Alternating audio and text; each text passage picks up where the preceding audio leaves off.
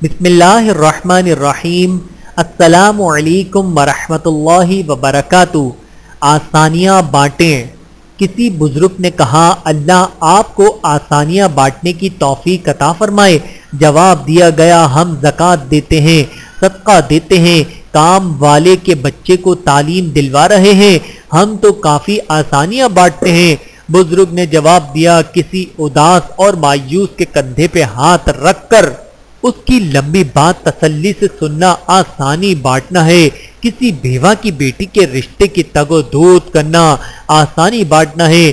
Office جاتے ہوئے روز کسی یتیم بچے کو اسکول لے جانا آسانی بانٹنا ہے۔ اپنی بھوک کے وقت دوسروں کی بھوک کا سوچنا آسانی بانٹنا ہے۔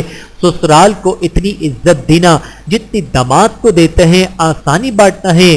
کسی بھپرے آدمی کی غلط بات برداشت کر کے اس کا غصہ ٹھنڈا کرنا آسانی بانٹنا ہے۔ کسی کی غلطی پر پردہ ڈالنا آسانی بانٹنا ہے۔ ویٹر سے تمیز سے پیش آنا اور اپنے ملازم کی خوشی کا خیال رکھنا آسانی بانٹنا ہے۔ چھاوڑی والے کو گودام سے کچھ اوپر دے دینا آسانی بانٹنا ہے۔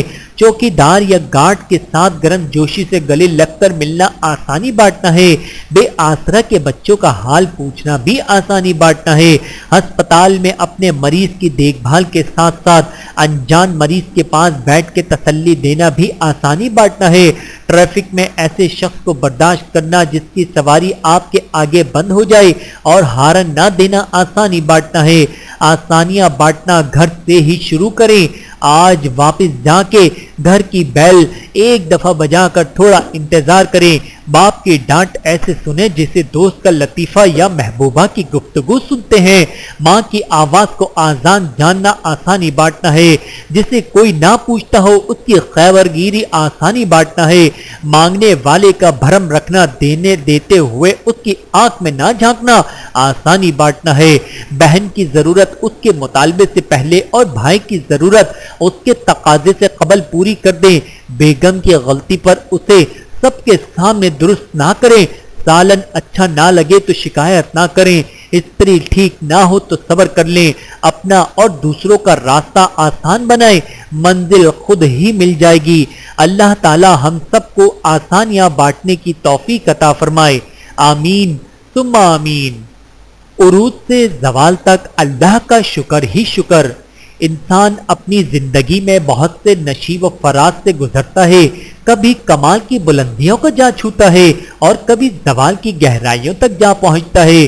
ساری زندگی وہ ان دو انتہاؤں کے درمیان سفر کرتا رہتا ہے، لیکن اہم بات یہ ہے کہ وہ ان دو انتہائی کے درمیان سفر کرنے کے لیے کون سا راستہ اختیار کرتا ہے، شکر کا راستہ یا ناشکری کا۔ نمبر 1، کچھ خوش قسمت ایسے ہوتے ہیں کہ وہ کمال کی طرف جائیں یا زوال کی طرف، وہ صرف شکر کے راستے پر ہی سفر کرتے ہیں۔ نمبر 2، کچھ نادان ایسے ہوتے ہیں جو دونوں راستوں پر سفر کرتے ہیں، کمال کی طرف جاتے ہیں شکر اور زوال کی طرف جاتے ہوئے ناشکری کے راستے پر۔ نمبر 3، اور کچھ بدبخت ایسے ہوتے ہیں جو صرف ناشکری کے راستے پر سفر کرتے ہیں، چاہے کمال حاصل ہو یا زوال۔ معاشرت بھائیوں کی طرح، معاملات اجنبیوں کی طرح۔ مشہور عربی مقولہ ہے، معاشرت اور حسن سلوک بھائیوں کی طرح کرو لیکن معاملات اور لین دین اجنبیوں کی طرح کرو، یعنی مالی معاملات واضح، صاف ستھرے اور تحریری شکل میں ہوں۔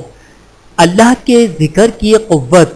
امام ابن القیم رحمۃ اللہ فرماتے ہیں، ذکر کرنے والے کو ذکر اتنی قوت دیتا ہے کہ وہ ذکر کر کے ساتھ وہ کچھ کر سکتا ہے جس کا ذکر کر کے بغیر وہ گمان بھی نہیں کر سکتا۔ اللہ تعالی ہم سب کو سمجھنے کی اور عمل کرنے کی توفیق عطا فرمائے، آمین ثم آمین۔